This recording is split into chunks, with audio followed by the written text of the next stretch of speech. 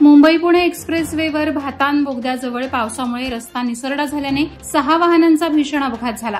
या दुर्घटनेत 4 जण गंभीर जखमी झाले असून त्यांच्यावर एमजीएम रुग्णालयात उपचार सुरू आहेत।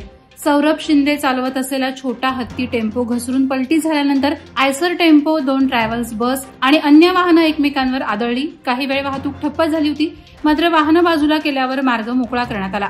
पावसामुळे अपघात वाढत असून व्यवस्थापनाच्या कार्यक्षमतेवर प्रश्नचिन्ह निर्माण झालंय। स्थानिकांनी तातडीनं उपाययोजनांची मागणी केली आहे। पनवेल महानगरपालिकेच्या माजी नगरसेविका सुशीला घरत यांच्या वाढदिवसानिमित्त अस्मिता कला क्रीडा आणि सांस्कृतिक मित्र मंडळ आणि प्रियदर्शनी महिला मंडळ यांच्या संयुक्त विद्यमानं गुणवंत विद्यार्थी गौरव आणि ज्येष्ठ नागरिकांना छत्री वाटप कार्यक्रम माजी खासदार लोकनेते रामशेठ ठाकूर यांच्या प्रमुख उपस्थितीत नवीन पनवेलमध्ये उत्साहात आणि मोठ्या थाटात संपन्न झाला।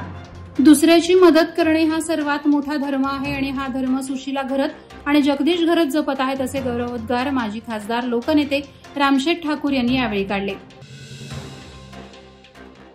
पेण तालुक्यातील 64 ग्रामपंचायतींपैकी 32 ग्रामपंचायतींवर पुढील 5 वर्षांसाठी महिलांचं आरक्षण पडल्याने या ग्रामपंचायतींवर महिला राज अवतरणारे।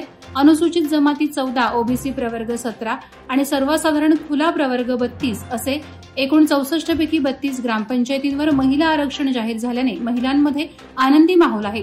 राजकीय रणांगणात महिलांचेही प्रभावी कामगिरीचे द्योतक जाहीर झालेल्या आरक्षण सोडतीत दिसून आले।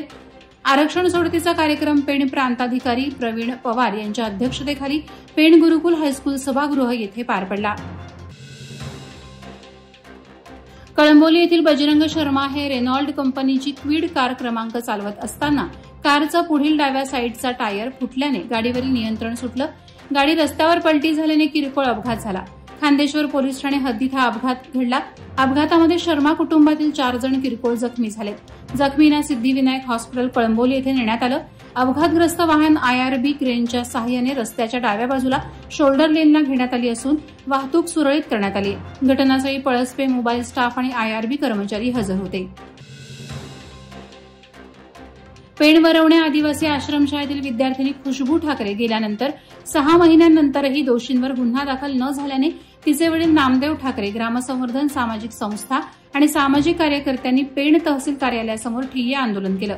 चौकशी अहवाल आणि केमिकल अॅनालिसिस रिपोर्ट पोलिसांना देण्याची, दोषींवर गुन्हा दाखल करण्याची, जिल्हा आरोग्य अधिकाऱ्यांना पदावरून हटवण्याची तसंच पीडित कुटुंबाला 10 लाख भरपाईची मागणी केली।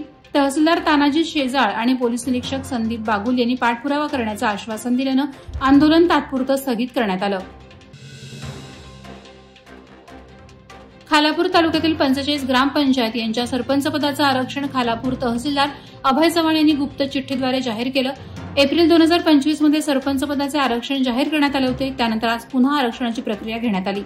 खालापूर तालुक्यातील 45 ग्रामपंचायतचे सरपंच पदाचे आरक्षण लहान मुलांच्या हस्ते चिठ्ठीद्वारे काढण्यात आलं। 2025 ते 30 या कालावधीसाठी खालापूर तालुक्यातील ग्रामपंचायतीच्या सरपंच पदासाठी हे आरक्षण काढण्यात आलं।